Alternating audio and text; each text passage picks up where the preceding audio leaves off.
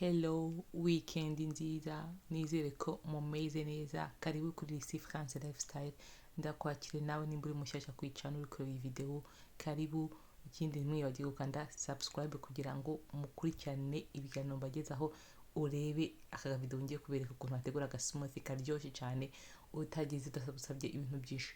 Niba utangira mbereka ibyo turi bwifashishe, turakoresha ndaje nkoresha ama ice, utazifite nta kibazo, ndakoresha umwembe, ndaje nshiraho n'izi myrtille, ariko mu kinyarwanda ntabwo nzi ukuntu bazita mukabyaramwe, hagize ubizi yaza kugendekera muri commentaire. Na ntuza ndakoresha pomme, nkoresha n'umuneke umwe. Ubundi ndaza nshyiramo n'amazi ikirahure kimwe, ndaza no gukoresha intuza, nkoresha na ntuza n'inkeri, n'inkeri inkeri zikonje zikonje zisize muri firigo, ariko nta kibazo. Ubundi murabona ko umwembe namaze kuwugira, umwembe nashyizemo igice kindi twakiriye ku ruhande, abana bamere nabi bakunda imyembe, ubu nashyizemo intuza, nashyizemo umuneke, ndazingira byose mbishyiremo n'amazi byose, ubundi nzengere mbisye.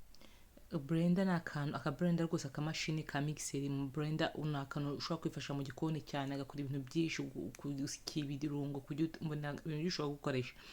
Niba urumva ni agakoresho kabugenewe mu gikoni, urumva gafite bari fresh cyane.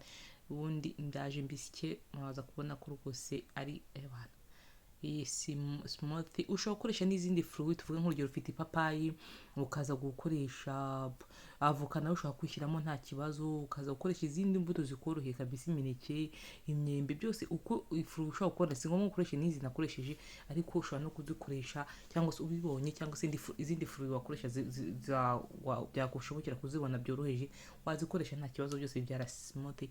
Ushobora kuza gushyiramo amata, niba udashaka gukoresha amazi, njye amata mu minsi ntabwo ndakuyikoza.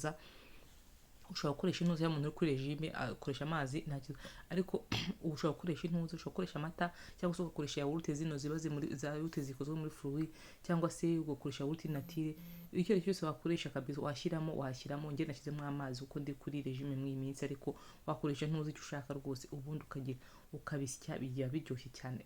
Aka kantu gategure nk'umuntu, yabana ni fresh kabisa, ushobora no kakiriza umuntu, abana bashobora no kukanywa rwose, ntago ari imvira ryoshye cyane, ushobora no kuya abana bakayinywa nta kibazo.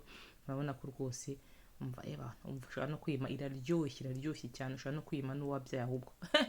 Umva rero, niba urabona bati smoothie bayikora gute, ni ibintu byoroshye cyane, ntago ari ibintu biri compliqué, urumva wese yagerageza akayikora. Uba afite kano kamashini, imbuto zo ni ahantu ziboneka ahantu hose, ntago ari ibintu bikomplitse, ni ibintu byoroshye cyane. So nibera ka video kakwigishije gukora smoothie utari ubizi, cyangwa se ushobora ufite kano kamashini ntacyo wari ukamazaga, wenda ni igitekerezo. So nizere ko mukomeza gukurikirana ibiganiro byanjye, mukore subscribe.